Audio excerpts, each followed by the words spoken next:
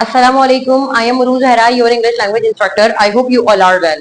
आज की इस वीडियो में पास्ट सीरीज के साथ एक टेंस और एक एडवांस स्पोकन स्ट्रक्चर, ये दोनों हमारे लिए कितने जरूरी हैं आज की इस वीडियो में हम डिस्कस करेंगे। लेकिन इससे पहले अगर आप हमारे चैनल पर नए हैं और अब तक हमारे चैनल को सब्सक्राइब नहीं किया है तो हमारे चैनल को सब्सक्राइब कर लें, साथ ही बेल आइकन को प्रेस कर लें और इसके साथ ही हर वीडियो को देखना शुरू कर दें। अभी तक स्टिल आपके कमेंट सेक्शन में यही कमेंट्स आ रहे हैं कि हम इंग्लिश कैसे इंप्रूव करें, तो डेफिनेटली मैं यहाँ पर आपको इंग्लिश सिखा रही हूँ, कोई फारसी तो नहीं सिखा रही हूँ। तो आप हर वीडियोस को देखते रहिए, कंप्लीट ऑल लेक्चर्स आपको मिल जाएंगे।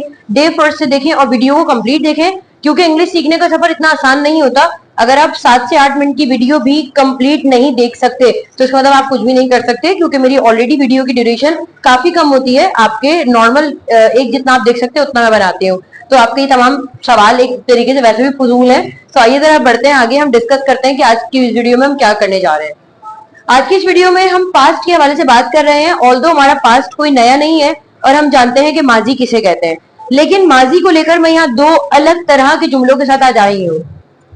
देखिए, पास्ट का जब भी नाम आता है हमारे ध्यान में फौरन एक बात क्लिक हो जाती है कि कोई एक ऐसी सीरीज की तरफ हम आगे बढ़ रहे हैं जहां पर कोई काम हुआ था। ठीक है, अगर कोई काम हुआ था, लेकिन यहाँ पर एक और तरीकेकार भी आता है। कोई काम हुआ था और मैं कोई काम किया करती थी। यहाँ पर 2 तरीके के जुमले हैं, इनको जरा वजाहत से समझिएगा। अगर मैं आपसे कहती हूँ कि मैं स्कूल जाया करती थी, ठीक है, मैं स्कूल जाया करती थी, अब नहीं जाती, या सिर्फ एक बार नहीं गई थी। मैं स्कूल जाया करती थी, बार बार जाती थी।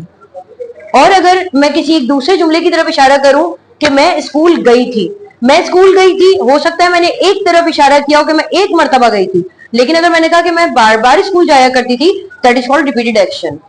आगे बढ़ते हैं। कुछ लोग बार बार रोया करते थे, जैसे कुछ लोगों की आदत होती है। मैंने कहा तुम तो बहुत ही रोया करते थे भाई, तुम तो बहुत ही रोतू इंसान थे, तुम रोया करते थे। और मैंने कहा कि तुम रो गए थे। तो एक बार के पास्ट में और बार बार के सेंटेंसेस के पास्ट में बहुत फर्क होता है। स्टूडेंट्स इस बात का फर्क नहीं करते हैं और जहां पर जो भी बात आ रही होती है उसको लगा देते हैं। अगर मैं आपसे ये कहूं कि आज का जो हमारे पास स्ट्रक्चर होने जा रहा है, अगर मेरे इख्तियार में होता तो मैं इसको एक टेंस का दर्जा दे देती। ये इतना इंपॉर्टेंट है कि हमें एज अ टीचिंग करियर में जाके अंदाजा हो रहा होता है कि यूज टू कितना हमारे लिए इंपॉर्टेंट होता है। मैंने आपसे एक बात की थी कि प्रेजेंट सिंपल हमारा डेली रूटीन को डिस्कस करता है। प्रेजेंट में होने वाले तमाम डेली मामलात को हमारा प्रेजेंट सिंपल देखता है। मैं स्कूल जाती हूँ, मैं स्कूल नहीं जाती हूँ, वो ऑफिस जाते हैं, वो ऑफिस नहीं जाते हैं, वो काम करते हैं, वो वापस आते हैं, सब हमने प्रेजेंट सिंपल में डिस्कस किए थे। लेकिन व्हाट अबाउट द पास्ट? हम पास्ट में क्या करेंगे? पास्ट के लिए सिर्फ एक ही टेंस हमारे पास मौजूद है जो कि कहता है कि कोई काम एक बार हुआ। लेकिन हम ये बात अच्छे से जानते हैं कि जब रिपीटेड एक्शन प्रेजेंट में होता है कि मैं स्कूल जाती हूँ, आज भी गई थी, कल भी जाऊंगी, पहले भी जाया करती थी, जब भी मैं रिपीटेड एक्शन इन प्रेजेंट की बात कर रही हूँ तो मेरे पास ऐसी कवरेज होनी चाहिए जो रिपीटेड एक्शन इन पास्ट की भी बात करे। लेकिन टेंसेस यहाँ पर फेल हो जाते हैं तो हमें वहां पर एक स्ट्रक्चर का सहारा लेने की जरूरत पड़ती है। तो अगर मेरे इख्तियार में होता तो आज के डिस्कस होने वाले पास्ट के यूज टू को मैं टेंस का दर्जा देती, लेकिन जाहिर है हम कोई नहीं है, हम सिर्फ यहाँ पढ़ाने के लिए मौजूद हैं। तो आइए जरा डिस्कस करते हैं कि एक मर्तबा का पास्ट और बार बार होने वाला पास्ट एक दूसरे से कैसे मुख्तलिफ है। अभी वीडियो में आगे बढ़ने से पहले मैं आपको एक और बात बता दूं, हम जब भी स्टोरी टेलिंग करते हैं, स्टोरी टेलिंग का मतलब है एक बादशाह हुआ करता था, वो अपनी रियाया के साथ काफी नरम दिल हुआ करता था। तो वहां पर combination of past and structure use to का लाजमी आना चाहिए। लेकिन सब लोग स्टोरी टेलिंग में सिर्फ यही लगा रहे होते हैं, जो कि काफी हद तक गलत है। अगर मैं कहूं कि बच्चे उन्हें तंग किया करते थे और बच्चों ने तंग किया था, दोनों में फर्क है। पाकिस्तान एक बार आजाद हुआ था, तो हमें एक बात पता है कि कुछ जुमले अपनी जात में ऐसे होते हैं जो एक ही मर्तबा होते हैं और कुछ सेंटेंसेस ऐसे होते हैं जो कि बार बार रिपीटेड होते हैं। तो आइए जरा डिस्कस करते हैं सबसे पहले हम पास्ट को। पास्ट का जब भी आपको नाम क्लिक होगा इंग्लिश में, आपके ध्यान में फौरन एक बात आ जानी चाहिए कि second form of the verb आएगी। वर्ब की सेकंड फॉर्म आएगी, और वर्ब की कौन सी सेकंड फॉर्म आएगी? एक्शन फॉर्म की, एक्शन वर्ब की सेकंड फॉर्म आएगी। सबसे पहले इसका फॉर्मेट हम चेक करते हैं। सब्जेक्ट के बाद वर्ब की सेकंड फॉर्म है एंड हमारे पास ऑब्जेक्ट है। जब भी आप पास्ट के जुमले बनाएंगे तो नेगेटिव बनाने के लिए आपने सिर्फ बिना किसी मिसकंसेप्शन के डिड का इस्तेमाल करना है, क्योंकि पास्ट है ये। डिड का इस्तेमाल होगा, डिड नॉट आएगा। जब भी डिड नॉट आ गया, क्योंकि डिड नॉट मेरे पास डू की सेकंड फॉर्म है, डिड नॉट मेरे पास वर्ब डू की सेकंड फॉर्म है। जब मैंने यहाँ डिड नॉट लगाया तो वर्ब की सेकंड फॉर्म ऑटोमेटिकली वर्ब की फर्स्ट फॉर्म में कन्वर्ट हो गई। Did not verb first form an object.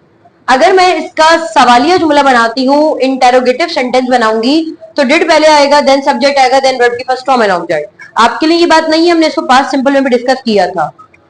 इसका मतलब होता है, आप चाहे तो नोट डाउन कर ले, इसका मतलब होता है, इस वाले टेंस का मतलब होता है ये पास्ट सिंपल है, और इसका मतलब है कि कोई काम एक मर्तबा हुआ था, कोई काम सिर्फ एक मर्तबा हुआ था। इस तरह के जुमले के लिए जो मुझे टेंस सपोर्ट करता है, that is called past simple.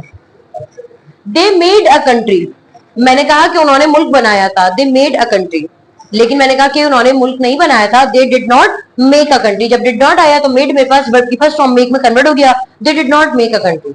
क्या उन्होंने मुल्क बनाया था? Did they make a country? क्या उन्होंने मुल्क बनाया था? Did they make a country?